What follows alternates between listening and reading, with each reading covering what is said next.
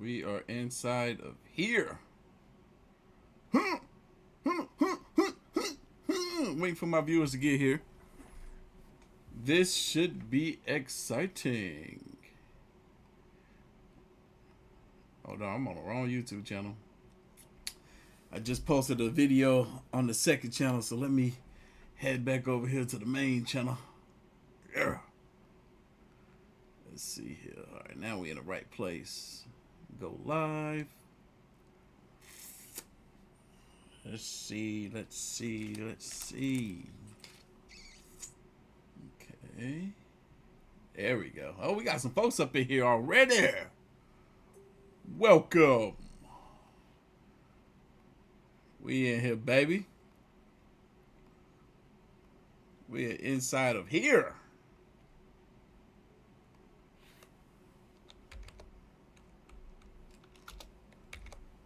Boom. All right. Let's see who we got up in here. Michelle, Sabrina, Gemini Queen, first moderator in the building. Rochelle is up in here too. Miss Hatcher, how you doing? Psycho Neutral, what's going on with you? Camille, how you doing? Mark, I see you up in here. Yes. Who else we got up in here? Brittany, I see you, Brittany. Matthew, the 100 pineapples up in the building. Let's see who else we got up in here.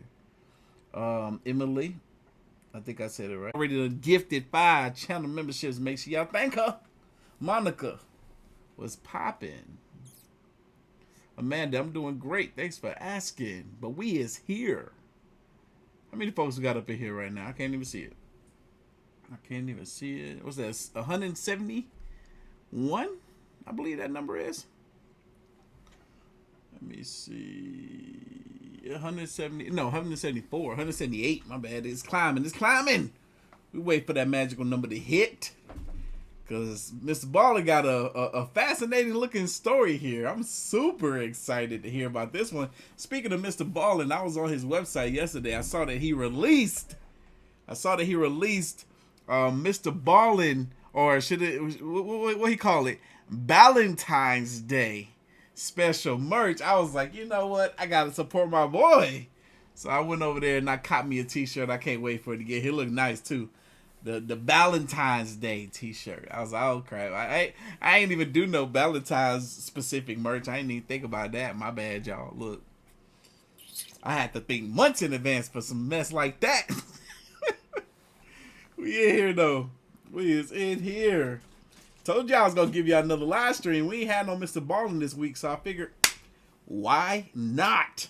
I love his storytelling, man. It's so captivating. Y'all know me. I be so drawn into the stories.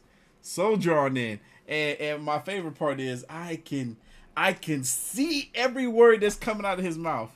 I see the stories so vividly as if I'm there or witnessing or a part of the stories. That's why I love me some Mr. Ballin. And I'm so happy, so glad that you guys put me onto him. Because y'all was talking about him for the longest. And I was like, I don't know what y'all talking about. And then I checked him out. And here we are. What up, AOK Mafia? It's your boy Artofkickz. And just like that, we back with another one. Yeah, we about to check this out. Y'all, this video is titled, "The Chinese government has confirmed the paranormal." How did they do that? Let's find out. Hey everybody, real quick, I don't normally make announcements at the beginning of stories, but today is different because I have a massive announcement. Starting right now, today, the Mr. Ballin podcast that rose immediately to the top of the charts when we launched it in 2022 and then was scooped up by Amazon by the end of the year. Yeah, that show is now available on all podcast platforms and it is free. Now, don't worry if you've been listening to this podcast on Amazon Music. That's awesome. You can keep doing that because with your Prime membership, you will get Mr. Ballin podcast episodes 1 month earlier than everybody else, and it will be ad-free. But again, the show is on every other platform right now, and it really is free. Sweet. I'm a Spotify man myself, so now I can listen to Mr. Ballin on Spotify. So go ahead and follow the Mr. Ballin podcast, Strange, Dark, and Mysterious Stories on Amazon Music, or wherever else you get your podcasts. Sounds good. Thank you, brother. Today's story is about one of the most famous, potentially paranormal events of all time, except almost no Westerners have heard of it because it happened in China. But before we get into that story, if you're a fan of the strange, dark, and mysterious delivered in story format, then you've come to the right place because that's all we do, and we upload once a week. So if that's of interest to you, please put the like button stapler in Jello. Also, please subscribe to our channel and turn on all notifications so you don't miss any of our weekly uploads. Okay, let's get into today's story.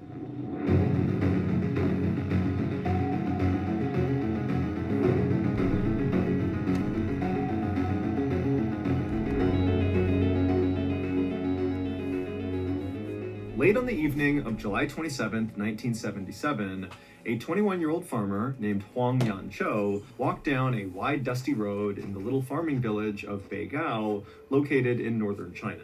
It had been a very hard day on the rice farm where Huang worked because they were all preparing for the autumn harvest. But even though Huang was totally exhausted and worn down, as he walked down this road, he was whistling an upbeat tune. Because for the first time in a long time, Huang was actually excited about the future.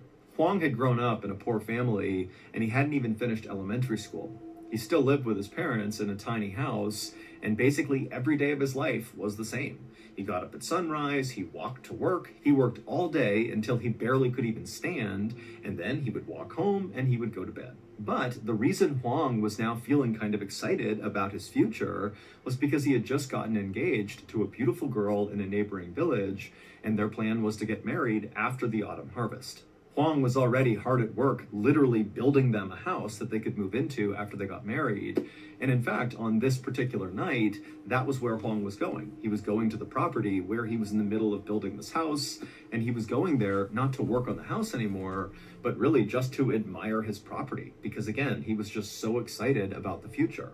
Huang turned the corner, and his beautiful, half-constructed home came into focus. The foundation, the walls, and the ceiling were all complete. All he had left to do was put in the windows and the doors. And so Huang walked up and ran his hand over the beautiful brick he'd laid around the outside of the property. Brick was not cheap. He had worked extra hours to afford this brick. And so he was just so proud of it. And he ran his hand over it. And then he kind of stepped back and kind of imagined the house when it was all done. And then when he felt satisfied that he had seen enough, just kind of nodded and turned and just continued walking back towards his home, his parents' home, which was only a few minutes away. When Huang got to his home, he went inside, and his mom already had a meal made for him. It was just some rice and veggies. And so Huang sat down and began eating, and then his parents came over and they began chatting. And then, of course, the conversation shifted to Huang's upcoming marriage, because that's basically all Huang ever wanted to talk about. And then by about 10 p.m., Huang was so tired that he crawled into his bed and he fell asleep almost immediately. The next morning, when Huang's parents woke up, they discovered that Huang was not in his bed. Now, this was not totally unusual because they knew their son was a really hard worker, and it wasn't unusual for him to wake up really, really early to head out to the farm to begin his workday. But a little while later, the workers at the rice farm where Huang worked, they saw Huang had not come to work, and because that was so out of character for him, one of the workers actually walked to Huang's parents' home to see if he was okay. And when Huang's mother found out her son had not shown up to work, she was really worried, but she told this worker, my son must have gone to the house he's building, go over there and see if he's there. But the worker from the rice farm went to Huang's property he was building, and nobody was there. And so when he came back and told Huang's mother, this sent her into a total panic. Because really for her, this was like completely out of character for her son. He would never miss work. He would never just disappear like this. Something was wrong. So Huang's mother sent this rice farm worker to go find her husband and tell him what was going on with Huang. And then in the meantime, Huang's mother just walked outside and began going door to door, asking neighbors if they knew where her son was and if they wouldn't mind coming out and helping her look. Now, at this time, the village of Beigao was a relatively small place where all the residents more or less knew each other. And so it did not take long for the news of Huang being missing to spread all across Beigao, and the community really came out in force to go look for him. And so by the afternoon, there were people on bikes riding all around, calling out for Huang. People were going to neighboring villages to see if he was there. Another group of villagers went to Huang's fiance's home and they spoke to her, and she had no idea where Huang was. And so by about the early afternoon, when so many people couldn't find any leads to where Huang had gone, it became clear that really nobody had a clue what happened to him. Now, Beigao at the time was incredibly isolated. This is a small town where most of the people who live there don't have phones, they don't have cars, they ride their bikes everywhere, and there were no roads that connected Beigao to any other place. Now, there was a paved road that went through Beigao, but it actually just came to an end on the outskirts of Beigao. So there was just no way to go to other places, at least not efficiently. Basically, if you lived in Beigao at the time, there was a finite number of places you could go. And all these people that had gone out looking for Huang had searched all of those places, and Huang just was not there. And they discovered his bike was still leaning up against his parents' house, and his work clothes, which he wore basically every single day, were still folded up neatly inside of his room. And so wherever Huang was, he was on foot, and he was still in his pajamas. That night, Huang's parents would contact the village committee, which was basically like the governing body for Beigao, and the village committee decided that this was serious enough, because again, they're thinking, this is impossible, where is this guy, that they decided to contact the police.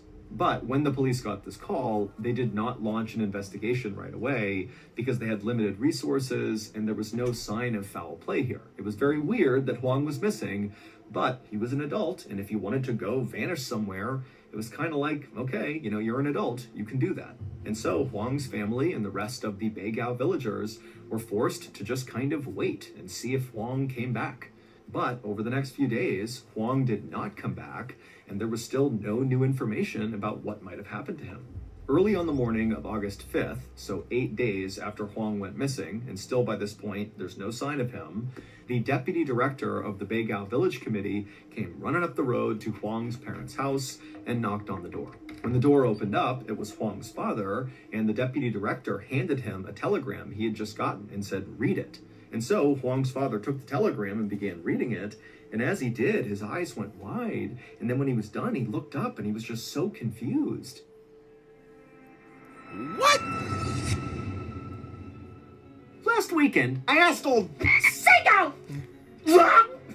what he wanted to snack on for our Super Bowl 58 watch party, and he said without hesitation, "Papa, voglio mangiare vari molluschi esotici," which of course in Italian means, "Papa, I just want to eat various exotic mollusks." And so I said, "That's just bully." And immediately I booked us a trip to Alaska, we hopped on a fishing boat, and off we went to snatch up a few of those slippery beasts. But unfortunately, about 15 hours into our seafaring voyage, Lung and I realized we had a problem. Our boat captain was not a boat captain. He was just a simple, blind kangaroo with vertigo.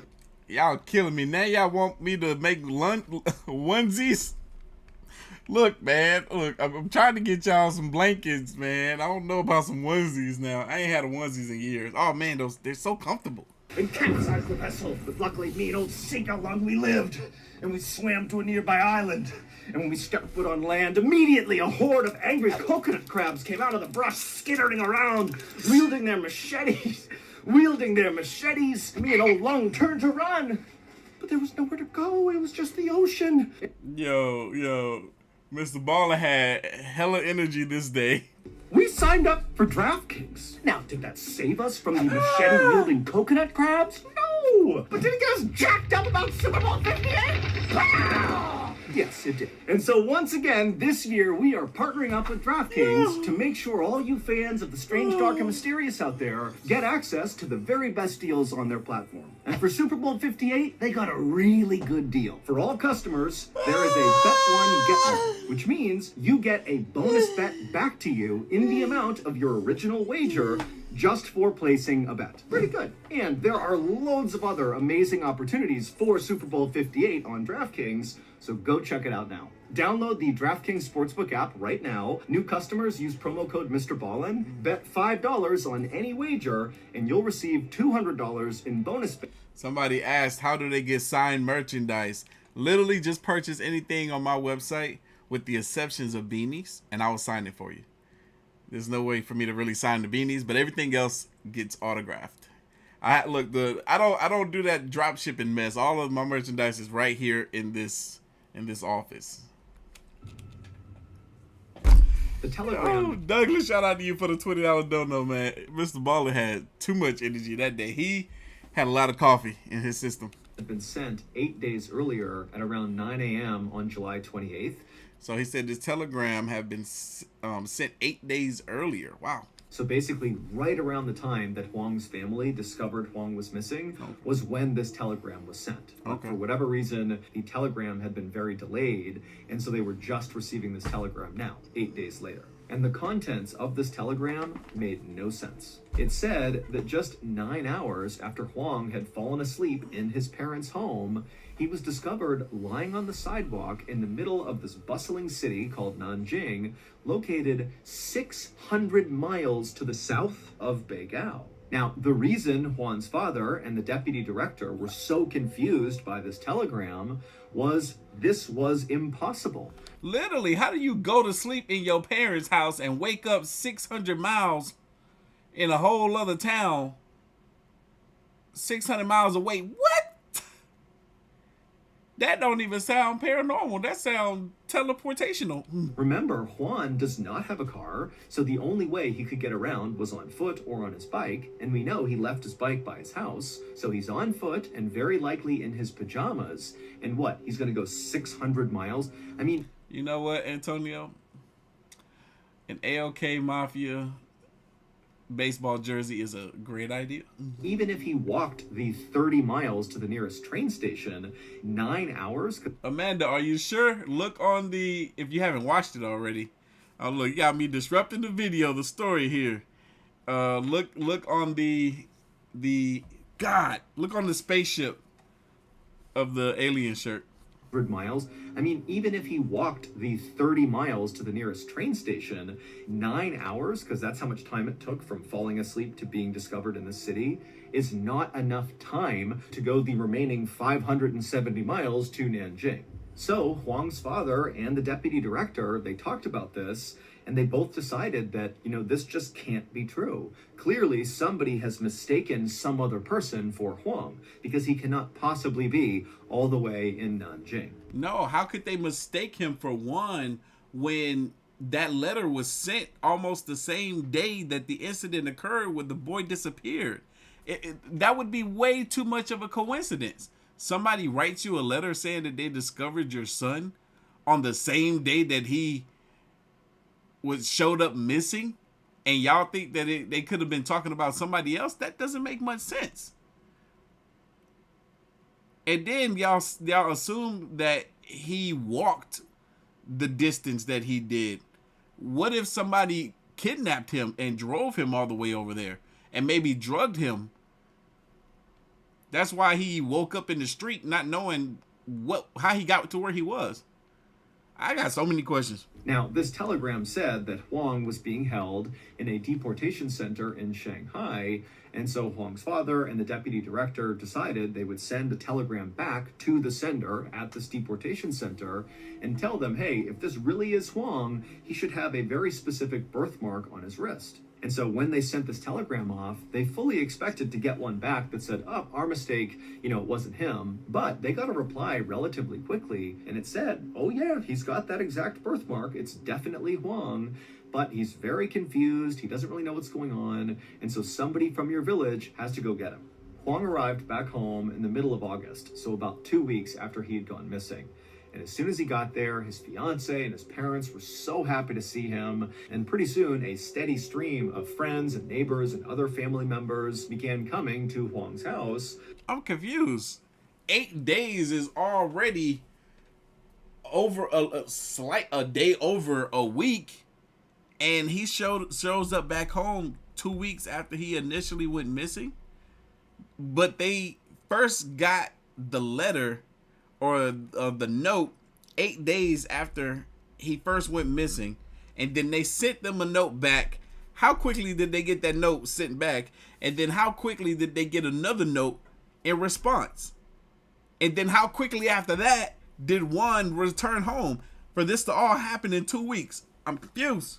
To talk to him, to hear his story, to hear about what happened. But Huang really didn't understand what had happened to him. And so mostly he just didn't answer any questions he got asked. He just kind of kept his head down and just kept saying, I don't know what happened. And then really when his family pressed him and said, you got to tell us, this is so crazy, what happened? He would say, look, I'm going to tell you what happened, but I don't even know if I can believe the things I'm going to tell you. And so Huang would say, all he could remember was he went to bed in his own bed in Beigao. And then the next morning he woke up and he was laying on the sidewalk. And when he opened his eyes, he saw there was this big swimming pool, and then near it was a sign that said Nanjing.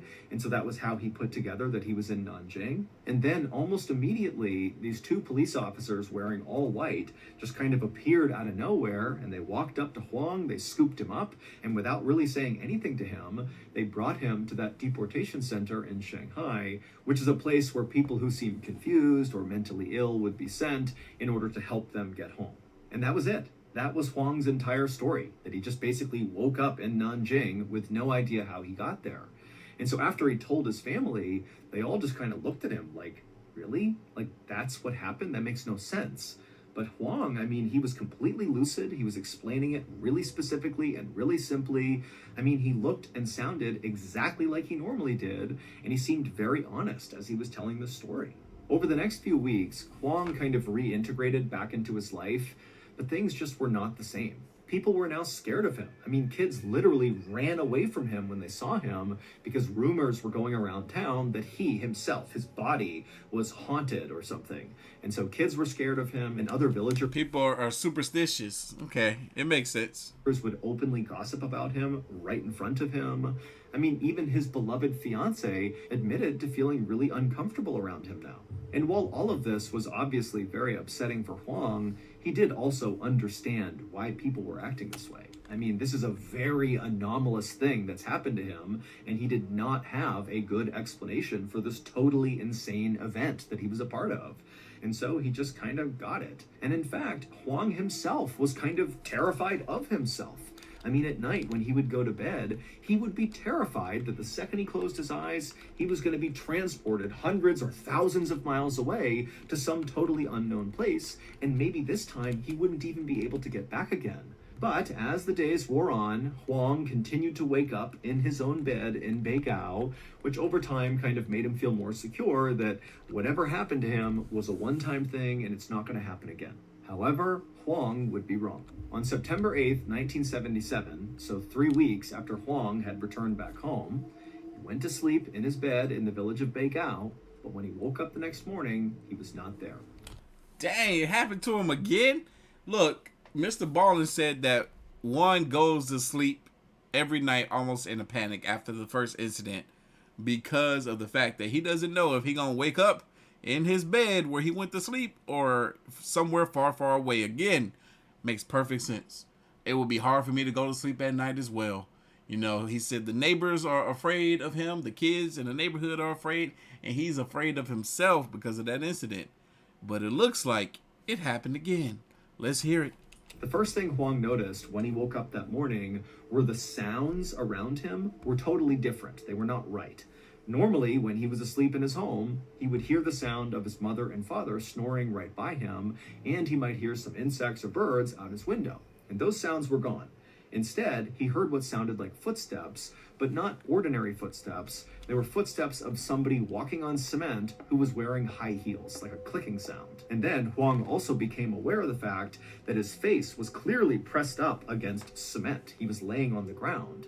But Huang couldn't open his eyes. As hard as he tried, he couldn't do it. He couldn't move his body. And so he's just laying there on cement with his eyes closed. Sound like he is experiencing some sleep paralysis. Listening to the sound of these footsteps, these high heels, getting closer and closer and closer. And as they did, his anxiety was growing and growing. He had no idea who this person was. And then these footsteps, they got right up to him and then passed by him. Hold on, y'all. I'm going to get back to some more of you guys' questions momentarily. I don't want to keep interrupting the video, even though that's what I'm doing right now. Huang felt the breeze as this person walked right past him. And then after this person in high heels had kind of walked off in the other direction, Huang finally was able to wrench open his eyes, and he sat up and he looked around, and one, he couldn't find anybody. It was totally abandoned all around him. So whoever had those high heels on had somehow vanished in plain sight. And then also, as Huang continued to look around him, it looked like he was in the middle of this city. But again, there's nobody out there. It's like this abandoned city street. All he had in front of him was this clock up on a building that said 1 a.m. And so pretty soon, Huang was just kind of walking in circles, screaming out for help. And right when he was about to just start sprinting in any one direction in hope that help would be somewhere out there, Huang felt a tap on his shoulder. And then the person tapping him from behind him said, "Are you Huang Yancho?" Huang spun around and he saw there were these two men in military uniforms standing there. And for a second, Huang felt relieved. Somebody was here to help him. But then he thought to himself, how do they know my name? What's going on here? And so he asked them, how do you know my name? But the two men didn't answer Huang. Instead, they told him that he was at a Shanghai railway station 700 miles from Beigao, and that they, these two soldiers, were here to take Huang to a nearby army base. At this point, Huang was so scared, he just didn't know what to do. So he just wound up going with these two soldiers who put him in the back of a Jeep. And then they hopped in and began driving, and they drove him out of this weird abandoned city where he... Bro, this is a real story? The fact that this happened somewhere in the world is the most insane thing ever right now.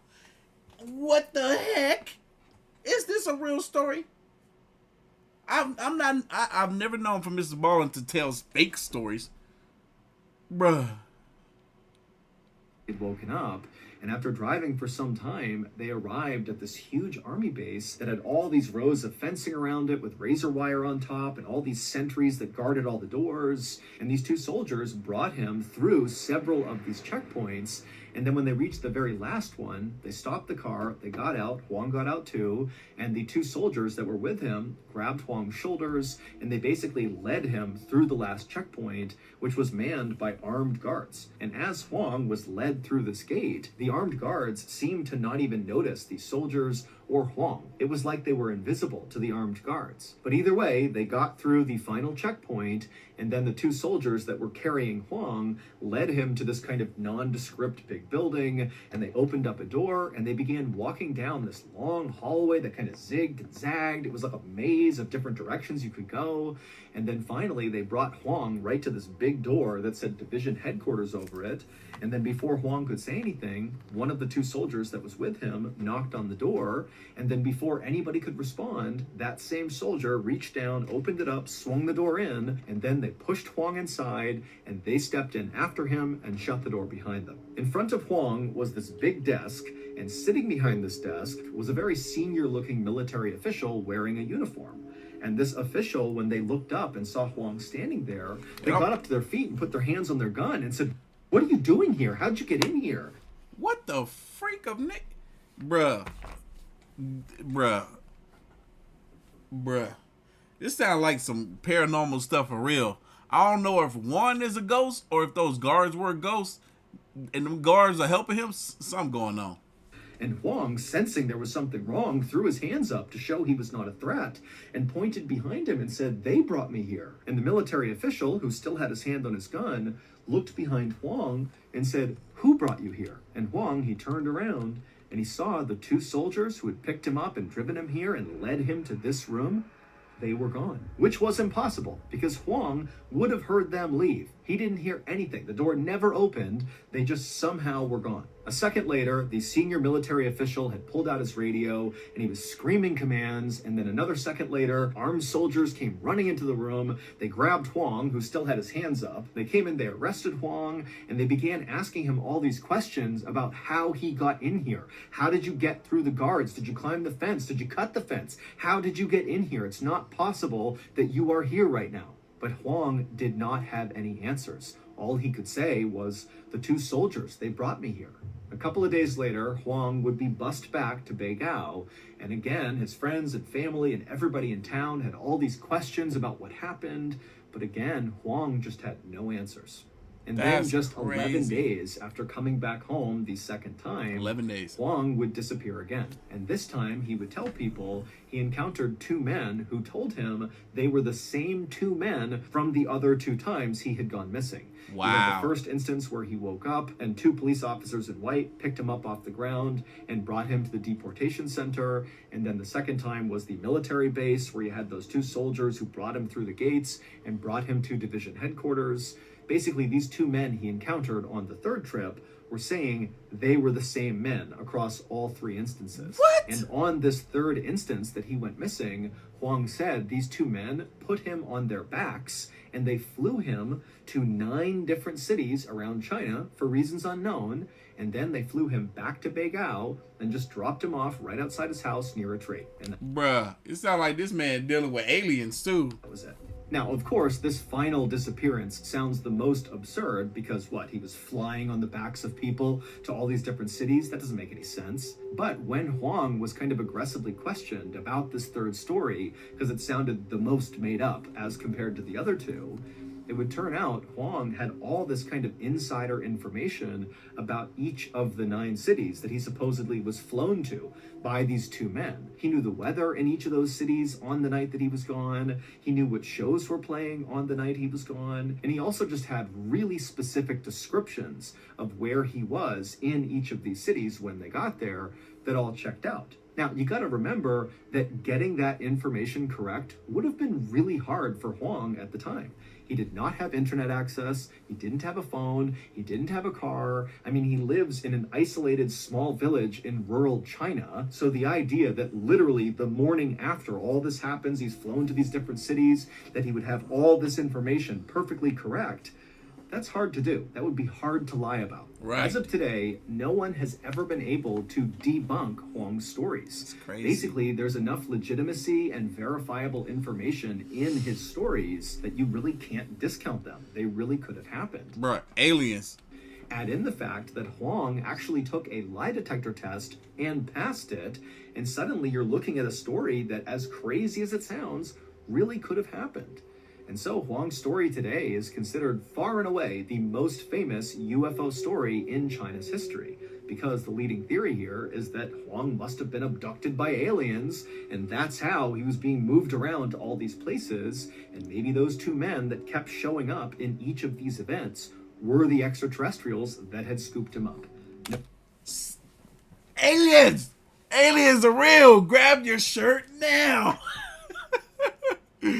Yo. What the? I just remembered a dream that I had. I had a dream last night. It was very overwhelming. It had to do with aliens. And the fact that they're real. I'm for real. I had a dream that we about to see aliens soon. Some real aliens. Some real life aliens. Look. And I was supposed to be the messenger to get the information out there too. It's crazy. It's crazy. I'm for real. I had that dream last night. I just remembered it. That's wild. I forgot all about it. Nobody knows, but that is the theory. As for Huang, he wishes none of this had ever happened because his disappearances and whatever happened to him basically wrecked his life. His fiance broke up with him because she was so uncomfortable around him, and there was a lot of stigma around Huang, especially in the village where everybody thought he was a liar. And then on top of that, all these news and film and TV crews came to the village because they wanted to shoot shows and documentaries about Huang, and Huang did not want anything to do with them. But again, like, all these people are coming to the village for Huang, and it's making the rest of the villagers upset. And then also there was a really lengthy investigation by the police and by the military to try to figure out how in the world Huang got into that army base. I mean, there were layers and layers of security that he somehow got through, and all those armed guards that were watching the gates said they never saw Huang walk through, even though Huang said he literally just walked through the gate. Bruh, I'm telling you, them aliens, they were using some sort of cloaking devices so that they could just easily just walk straight on through without being Bruh, aliens are here and they're doing stuff. They're able to move about so discreetly, unseen, unknown. Here go the proof right here. This is crazy. This is amazing. Somebody said I just did. Yeah, I just maybe I was an alien that got in my dream last night. You know, or something happened in my dream last night. I was supposed to tell y'all. I was supposed to tell the world. We were about to see some aliens soon. And I told y'all, didn't I? Yep. Watch. Just wait. The two soldiers that were carrying him through. And so today, Huang actually still lives in Beigao. That's the thing that makes this story that much more legit, is the fact that he didn't want no press. Yeah, like he didn't want the attention. He wished that this never happened to him because it ruined his life. But he wasn't about to sit here and tell a lie. He gonna tell you exactly what happened to him. And everything checked out. Even the lie detector test proved that he was telling the truth. And he had a son and a daughter, and he has grandkids, but he refuses to talk about what happened to him because, again, it wrecked his life. I'm sorry. I'm so sorry. Them aliens messed you up, boy. God dang. Well, we got another video that we're about to check out from Mr. Ballin. But I wanted to answer some questions. Jeremy asked, when was the Karen shirt? What's the updates on the Karen shirts? Karen shirts is probably going to be everything, all the new merch. It's probably going to be mid-March, mid to late March when everything gets here. It's a lot of stuff being made. And I'm glad that it's going to take a while because I got shelves to build for all this stuff that's coming. Yeah, we got a whole bunch of stuff coming. So be on the lookout. I also want to do a meet and greet in Atlanta. I want to do a meet and greet in Atlanta. I have an event planner. I have security. Now I just need to orchestrate everything. So I'm gonna be announcing that as we start the process of that. So I want to do a live sit down reaction where we have a screen projected behind me and I have the computer stuff set up in front of me, kind of like how I got here, and I do a reaction and we just sit for hours and react to paranormal, or whatever we want to react to, the conspiracy theory videos, Karen videos. It's just gonna be an awesome time. Get to hang out with y'all and do this, what we're doing, but in a space where we're all together. I think that'd be pretty cool. Put your hand up or put a hand emoji in the chat if you would come to that, if I do that in Atlanta sometime this year. I would love to see who all would come. I think that would be a good time. And don't put your hand up if you don't mean it. I want to know who all will be there. But let's move on to the next video. All right, let's see. Bowling! This video is titled The Horror Mystery Scotland Yard Got Dead Wrong. Ooh, the Horror Mystery Scotland Yard got dead wrong. Let's see. In today's story, you very likely will at some point go, okay, I know where this is going. But you won't, because the ending to this story is so random that it actually took 100 years to piece together what actually happened. What? But man, that's crazy. 100 years to find out an answer to it. Wow. Before we get into that story, if you're a fan of the strange, dark, and mysterious delivered in story format, then you've come to the right place, because that's all we do, and we upload once a week. So, if that's of interest to you, please bring the like button out hiking with you on Kodiak Island in Alaska, but don't tell them you've secretly stapled a huge raw steak to the outside of their pack. Also, please subscribe to our channel and turn on all notifications so you don't miss any of our weekly uploads. Okay, let's get into today's story.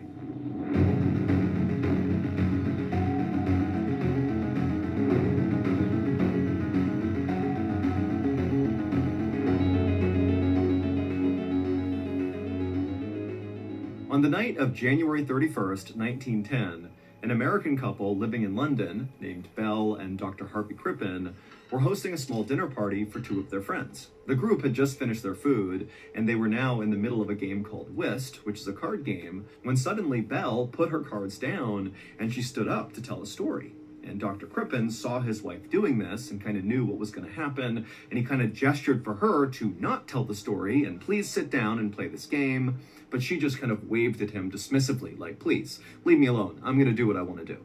Dr. Crippen sighed and just kind of sat back and let this happen. Anywhere they went, he knew his wife had to be the center of attention, and there was just nothing he could do. Dr. Crippen was a pretty passive guy who kind of got walked all over, especially by his wife.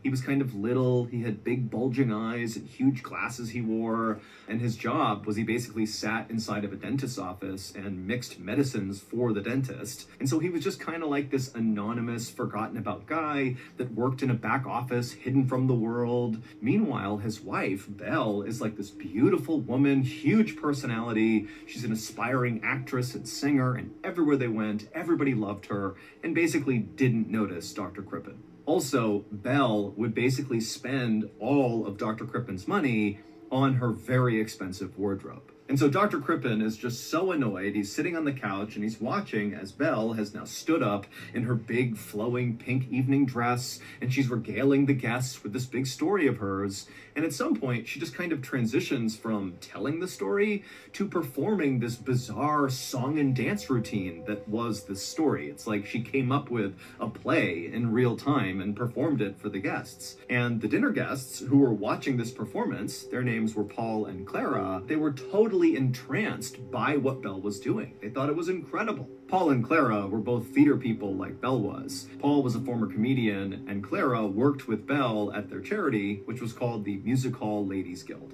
And so Dr. Crippen just kind of scowled as the two dinner guests applauded really loudly for Belle's big performance. And Belle, she smiled and kind of giggled and then sat down and said, "Thank you so much." And then, Dr. Crippen, he's thinking, okay, now that she's done with this performance, we can finally play the card game that I really want to play. But Dr. Crippen, after grabbing his cards, looked around and could tell that they were not going to play cards. The big performance by his wife had eaten up all the rest of their time, and now it was too late and the guests had to leave. Before Dr. Crippen could even stand up to begin picking up in the room to get ready for this visit to end, Belle, his wife, was demanding he go outside and get their guests a horse and carriage to bring them back home. And so Dr. Crippen just kind of put his head down and said, okay. And as he was walking towards the front door to get the horse and carriage, Belle yelled after him, "And don't get one of those cheap ones. Get an expensive one, a nice one." Dr. Crippen just kind of rolled his eyes, but said, okay. And then he walked outside. But despite looking all over the place, there were no nice horse and carriages. It was just the kind of loud, rickety, bad ones that his wife did not want him to get. But after looking all over the place for a full hour and not finding a nice one, Dr. Crippen finally just had to hail one of the bad horse and carriages. He called them over, and then he went back inside, and he told the guests, okay, I got your horse and carriage. And so they came outside, and so did Belle. And Belle's looking at this carriage after this long delay, and it's this terrible carriage, and she just stares at Dr. Crippen, furious. The guests don't seem to mind. They just walk down the stairs, they get in their carriage, they say goodbye, and they take off. But the second Dr. Crippen had turned back around, Belle was already back inside their home. And so he knows, as soon as he goes in there, he's going to get yelled at. And so he went inside the home, and in the living room was Belle, arms folded, just staring at him, absolutely furious. And she began laying into him about not only how ridiculous it was that it took him a whole hour to find the carriage, and it was a terrible carriage, something she said not to do, and she told him that he was the reason their whole dinner party had been a total disaster. Even though Dr. Crippen was like, I think it went pretty well. But in Belle's mind, her husband was the reason this party had totally failed. He was boring, he didn't contribute anything, and she told him that she caught that he did not applaud nearly as loudly as Paul and Clara had for her big performance, and that really hurt her feelings. When Dr. Crippen just didn't say anything, he just kind of knew to keep his head down and let his wife talk. When that happened, Belle got so frustrated, she kind of huffed and then turned around and walked over to the mantelpiece, and she took this framed photo that she shamelessly left up in their house that was of her former lover, who she openly had had an affair with. It was this beautifully handsome, square-jawed prize fighter who, again, Dr. Crippen knew his wife had cheated on him with. And so Belle, she takes this photo and she holds it up and she points right at him and she looks at her husband and says, I can get any man I want. Look right here. I can get him if I want to. I don't need you. But Dr. Crippen was not affected by this. He was completely used to being treated this way by Belle, and so again, he just stayed silent and took what she was throwing at him. And so again, Belle gets even more frustrated because she's not getting a reaction from Dr. Crippen. She finally just goes, you know what? I'm going to leave you tomorrow. I'm done with you. I can't be with you. It's over. And again, Dr. Crippen just didn't react. I mean, this... Man, Dr. Crippen was fed up with her BS. He wasn't having it no more. She was trying as hard as she possibly could to get a reaction out of this man. He over here like this. And what's new? You already been cheating on me with that dude, so what do I care? Yo, you want to leave now? Okay, bye. There go the door right there if you didn't know. Shh. Dr. Crippen really was typical behavior for his wife, even this threat of leaving him tomorrow. You know, she had done this before, but never followed through on it. It was just kind of like Dr. Crippen was her punching bag, basically 24/7. And so for now, all Dr. Crippen really wanted was for his wife to just stop ranting and raving so he could just go to bed. He didn't really care what she was saying. Frankly, he wouldn't even care if she did leave him the next day. He was totally unhappy in this marriage, as obviously she was, but he was so scared of scandal, he couldn't bring himself to divorce his wife. But if she actually followed through and left him, he'd be free. The marriage would be over, and it would be her fault. And so Dr. Crippen just stood there waiting for his wife to finish, but it was clear she had a lot to say. Even after threatening to leave him, she just kept on laying into him about all his faults. And then at some point, Dr. Crippen just totally caught her off guard by interjecting and saying, hey, Belle, do you want some whiskey? And Belle just kind of stopped and stared at her husband inquisitively. And then it was like her whole mood changed. And she was like, actually, yeah, I'll take some whiskey. And so Dr. Crippen said, great, I'll go make it. And he walked over to the liquor cabinet and he poured both of them a drink. 2 days later, the members of the charity that Belle and Clara, the dinner guest, were a part of, the Music Hall Ladies Guild, they were all sitting in their office in London waiting to start their meeting. But there was a problem. Belle, who was their treasurer and therefore needed to be at this meeting, was not at this meeting. She was late and nobody knew where she was. And so after they sat in this office for a while, just waiting, they finally heard a knock on the door. And so one of the women got up, they opened up the door, and standing outside is Dr. Crippen's assistant, this young woman named Ethel, and she looked kind of frazzled and maybe a little bit out of breath, and she was carrying a letter and a package in her hand. Oh, like Crystal said, don't let the door hit you with a good Lord split you. I know that's right. She can get the heck on up out of here if she want to be acting funny. But he used to it. He knows she all bark, no bite. She don't stand 10 toes down on nothing she be saying. But yeah, shout out to everybody that says they'll be down to go or to come to the meet and greet when I throw it. And, you know, it's going to be an event where it's not going to be just in Atlanta. I would love to tour certain different states across the country at some point. But I'll keep you guys updated on how this whole ordeal is going to go. So just be on the lookout. I'll talk more about it in future live streams. And so Ethel would tell the woman who opened the door that she was here on behalf of Dr. Crippen and also Belle. And so the woman who opened the door said, okay, come on in. And so Ethel walked into the office and she placed the letter and the package on the table. And then she quickly turned around and left.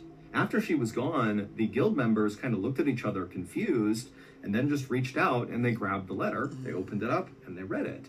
And the letter was written by Dr. Crippen, and he was telling the members of this guild that unfortunately one of Belle's family members back in America had fallen ill, and so Belle had to go back to America and take care of this person, and she'd be gone for at least several months. And then when they opened up the package that Ethel had dropped off, that contained the guild's checkbook and also their ledger. That way they'd be able to go out and find a new treasurer to replace Belle. And so when they had finished reading this letter and seeing the contents of this package, the members of this guild just kind of looked at each other, not really sure what to do. You know, it seemed odd that Belle had not told them she was doing this, that she had left without saying goodbye. But at the same time, it seemed like whatever she was dealing with in America was very serious. And so they decided the only thing they could do was to just hire a temporary treasurer and wait for Belle to come back. I'm calling Cap, man. This dude was fed up. He was fed up. He was like, man, we about to off this woman. I'm tired of her. He was like, I didn't want to divorce her because it would be bad for my image, but we can make it look like she had a freak accident back home in America. We just gonna make that story up, but because really we gonna take care of that right here, right now, today, and we'll figure out a story later. About 3 weeks later, Clara and the rest of the Ladies Guild members hosted their annual ball. And like always, they invited Belle, as well as her husband, Dr. Crippen. Bruh, real photo of a different ball. I was about to say, God, these people, they're scary looking. Is it just me, or do these people look scary looking? Goodness gracious. I would be so uncomfortable in this room. Like, some of these faces look demonic. They might not be, but God, this is, oh my goodness. Even though they knew, this invitation was kind of a formality because Belle was still in America. But Dr. Crippen would show up to this ball, and he would not show up alone. And it caused a bit of an outrage.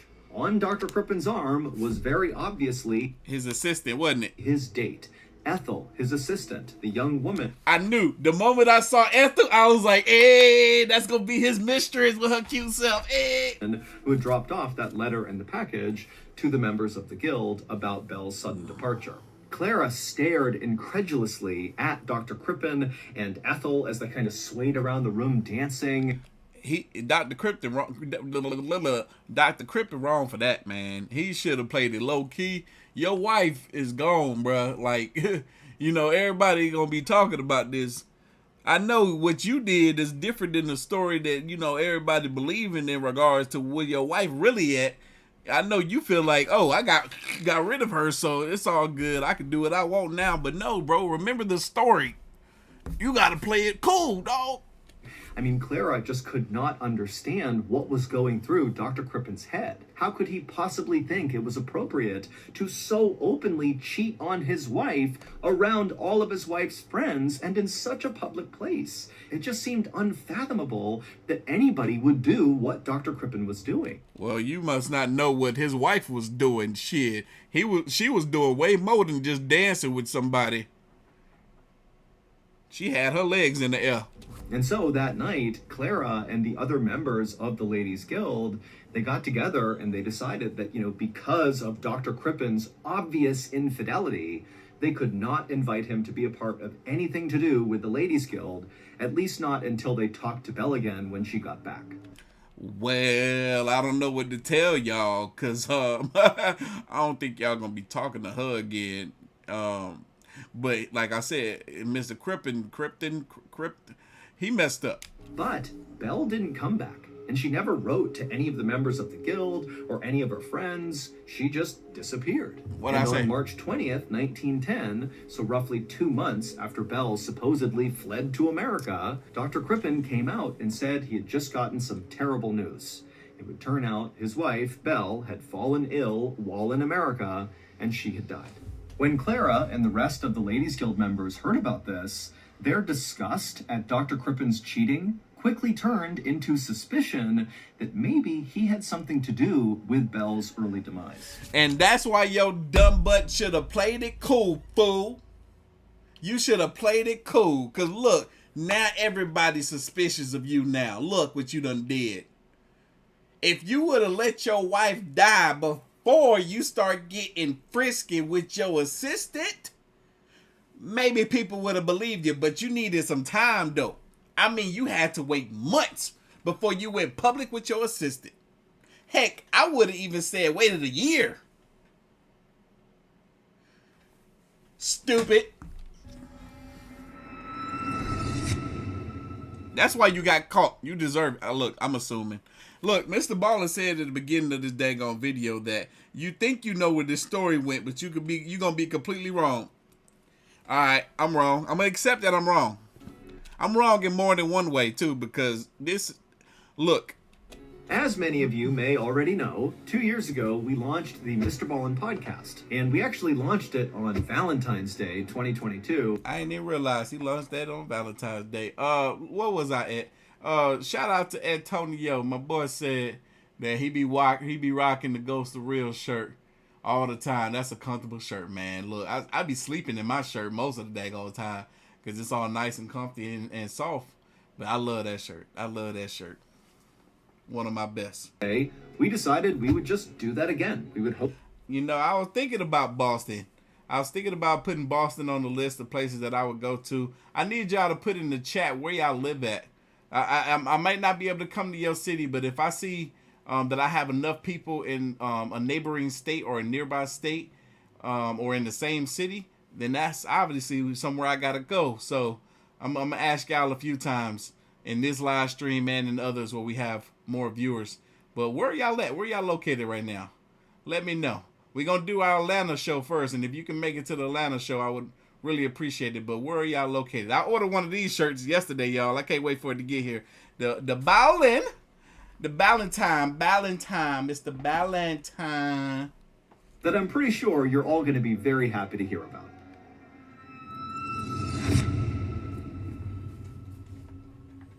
So one of the members of this guild went to the police and reported Belle missing. However, at first, the police were not inclined to pursue this case because from their perspective, there was no evidence of a crime committed here. You know, all they knew was this woman, Belle, had died in America, supposedly from natural causes. And so the only thing that was contrary to that were Belle's friends who basically were saying, well, you know, maybe she was murdered by her husband because her husband was cheating on her. And the police were like, that doesn't line up. Just because he was cheating on her does not mean he killed her. But Belle's friends continued to keep the pressure on police. And finally, after 3 months, the police would assign a detective. His name was Walter Dew. And Inspector Dew had been a detective for more than 20 years. And he had even worked on the very famous serial killer case, Jack the Ripper, and had been one of the people who actually found the last body, although the Jack the Ripper case had gone unsolved. But coming out of that investigation, Walter Dew had really developed a great reputation as a really good detective. And so to have him lead this case was a big deal. And so on the afternoon of July 6th, 1910, so roughly 5 months after Belle had gone missing, Inspector Dew, as one of his first things he would do for this case, went to Dr. Crippen's house to ask him about his wife. Now, Inspector Dew expected that Dr. Crippen would tell him the same story he had told everybody else about Belle, which is, you know, she had to go to America to take care of this sick relative, and while she was over there, unfortunately, Belle passed away. But what Dr. Crippen ultimately told Inspector Dew was not that. Now, at first, Inspector Dew just asked Dr. Crippen a lot of basic questions about his wife. But Dr. Crippen seemed really awkward as he answered these questions. He actually almost seemed really embarrassed. And Inspector Dew clearly noticed this, but just kept on asking these routine questions and just allowed Dr. Crippen to act however he was going to act. But at some point, Dr. Crippen just stopped answering the questions altogether, and he paused for a minute with his head in his hands, and then he took up his glasses, he put them on the table, and then he looked up at Inspector Dew, and he said, you know, I should just tell you the truth. Belle isn't dead. Dr. Crippen told the inspector that the day following that dinner party they hosted with Paul and Clara, that morning when Dr. Crippen woke up, his wife was gone, and all her things were gone too. She had packed up in the middle of the night and left without telling him where she was going. And so Dr. Crippen realized his wife had finally made good on the threat to leave him. Dr. Crippen said he lied about what happened to Belle because he was trying to avoid a scandal. He said that, you know, while Belle was horrible to him personally and really mistreated him, she was really kind of amazing with everybody else, and everybody else loved her. And so Dr. Crippen really believed that lying about this would ultimately save her reputation and his own. So it was a win-win.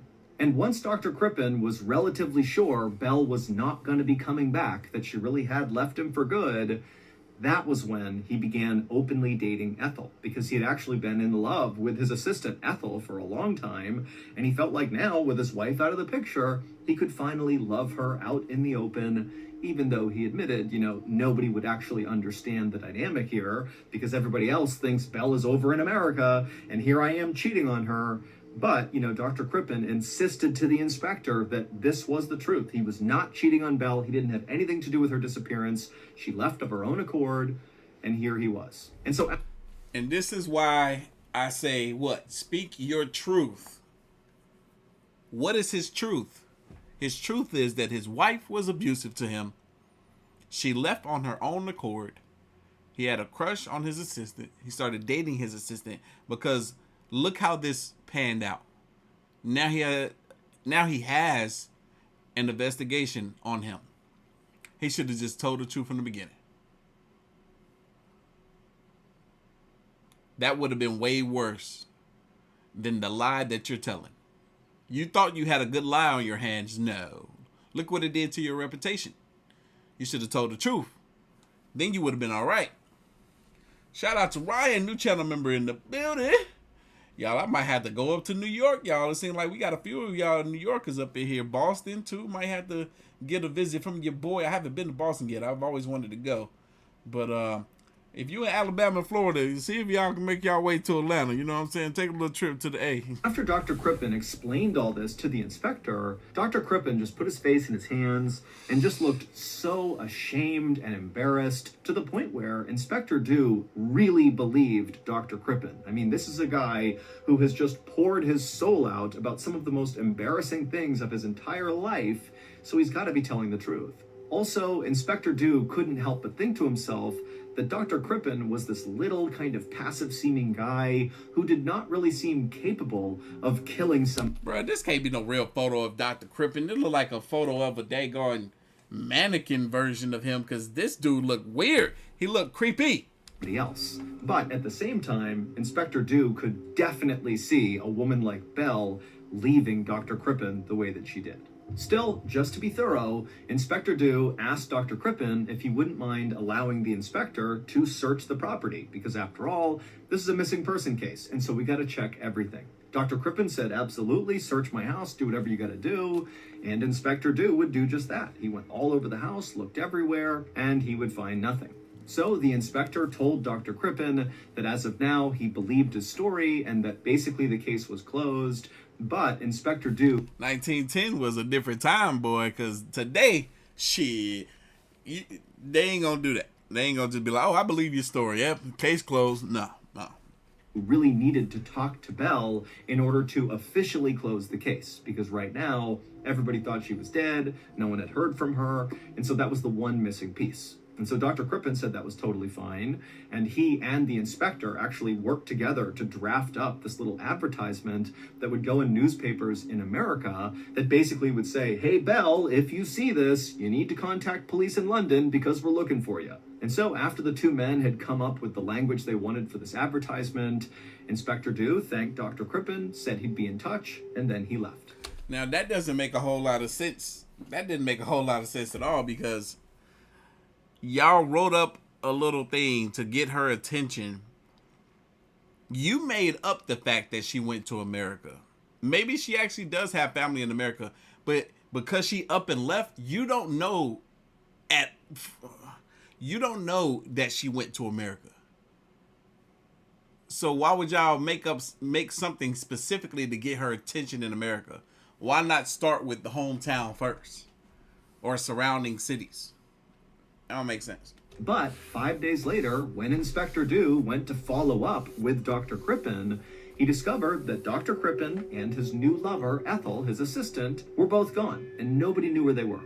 And this changed everything about the Belle case. Inspector Dew couldn't help but think, Dr. Crippen and Ethel look like they're running from something. So probably they lied to me about their involvement with Belle's disappearance. And so Inspector Dew sent physical descriptions to all the newspapers and police stations all across Europe. And also he made a note to check all the ships that were bound for America in case Dr. Crippen and Ethel had decided to flee Europe that way. And while this big manhunt was just getting underway, Inspector Dew and his team went back to Dr. Crippen's house to do a much more thorough search. So police descended on Dr. Crippen's beautiful 3-story home on a quiet street, and they went inside and they tore apart everything. They flipped over mattresses, they opened up drawers and closets, they threw everything out, but they found nothing suspicious. But at some point, Inspector Dew, who was feeling really annoyed that he'd been totally duped by this doctor, he was walking down the basement steps in Dr. Crippen's house, and as he went down, he saw there were other investigators already in the basement conducting yet another fruitless search.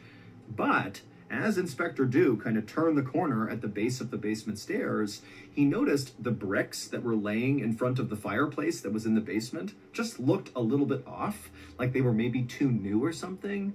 And so, just kind of acting on a hunch, he walked over to these bricks that were laid out right in front of this fireplace, and he's looking at them, and he grabs a poker, one of the pokers you use to move the logs around in a fire, and he just began tapping on each of the individual bricks right in front of them. And with every tap, he would hear the solid thump sound that you're hitting something hard that is beneath this brick.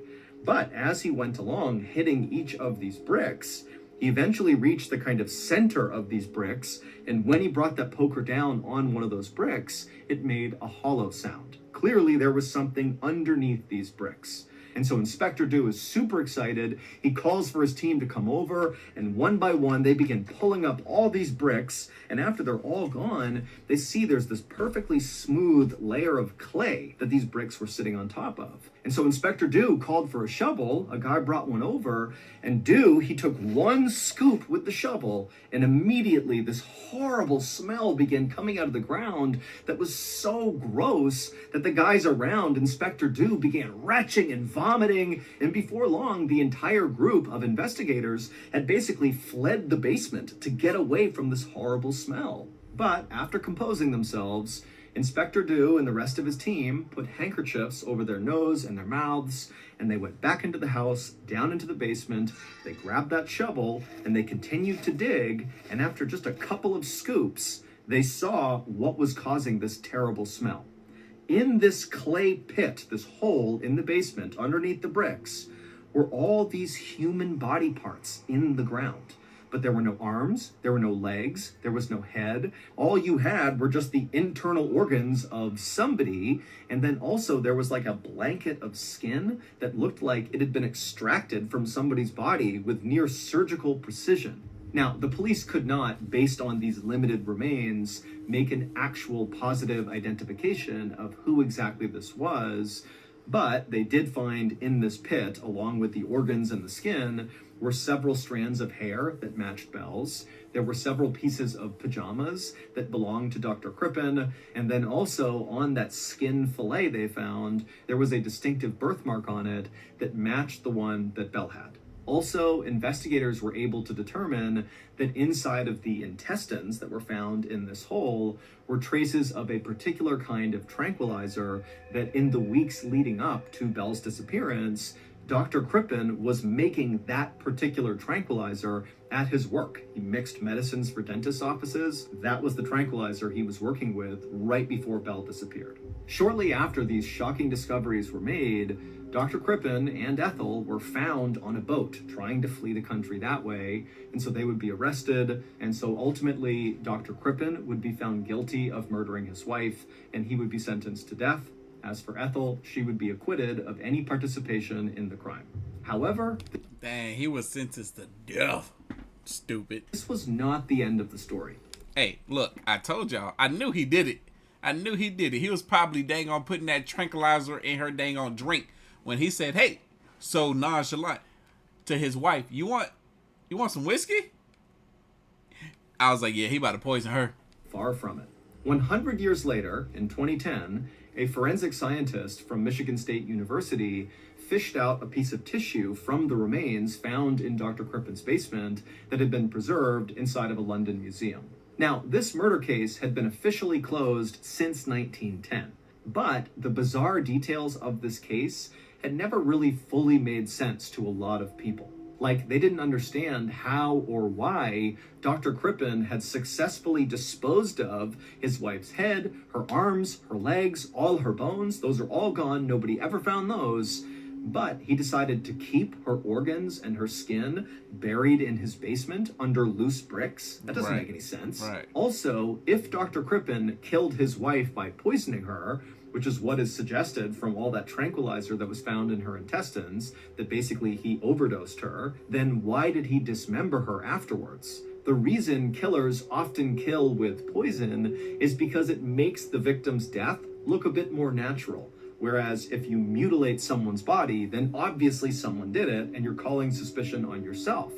And so, did Dr. Crippen poison his wife and then just throw that out the window and mutilated her body anyways? It just didn't make sense. So, this forensic scientist from Michigan State University decided he was finally going to get some answers to this case. And so, what he did is he compared the DNA from the tissue he dug out to the DNA of one of Belle's grandnieces. And when he compared the two, he saw they didn't match, which meant the body that was found in Dr. Crippen's basement was not Belle's.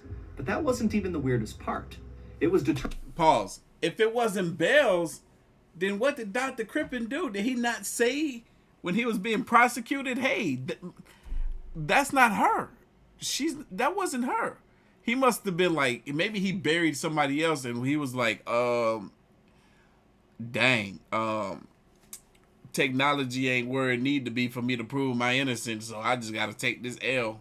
Determined following this test by this forensic scientist that the body in Dr. Crippen's basement wasn't even female, it was a male. But to this day, no one has ever been able to identify who that body was, and Belle was never found. Wait, I'm so confused. How was it?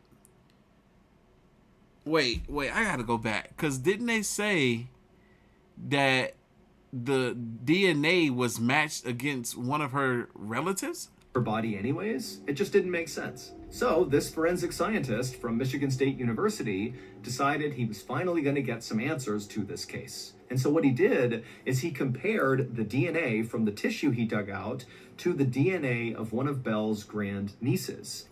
Grandnieces. Okay, that makes sense. I was about to say granddaughters. That wouldn't make any sense at all. Even female. It was a male. But to this day, no one has ever been able to identify who that body was, and Belle was never found. All we know is an innocent man, Dr. Crippen, was put to death for something he didn't do. Bruh, but where that body come from then? Something he didn't do? Well, technically he didn't off his wife. And it sucks that back then they didn't even have the technology to determine that that wasn't even a female's body, but a male's. But even though he didn't off his wife, what's up with that body? You know, something happened to somebody. Did he do that? Why is that in his basement? So many questions. I thought this thing got solved. This still ain't solved. It still ain't solved because his wife was never found still. In February of 2000, a police officer in a small Missouri town stepped into an apartment where a man had just taken his own life. Bruh. Somebody just said something in the comments. Oh my God. You genius. You little genius, you. Somebody in the comments said that his wife framed him. Think about it. Maybe the wife off somebody did it in a way that she knew her husband would do it. Smart, big brain energy. Put the body in the basement, ran off. She had been planning this for a hot minute. And she knew, boom, they gonna point the finger at him. They gonna give him life in prison. Oh my God, this is what I'm talking about when I say women are evil. Evil, they do some of the most horrific things. Oh my God. Woo. They some diabolical peoples. They do stuff no man would ever think of. Yo. Oh my God. I gotta send this story to somebody. Anyway. I'm about to get out of here. Yeah, Karen, she set him up. I think she did. That's not the conclusion to the story, but that's the conclusion that we going with. She set him up. Ooh, dagger to the life. Yeah. Anyway, I'm about to go. I had a good time. This was fun. Whew. Hope y'all enjoy y'all weekend. Oh my God, this story was crazy. Hope y'all enjoy y'all weekend, and I'm gonna see y'all back here next week. Peace. Goodness gracious, that was crazy. Wow.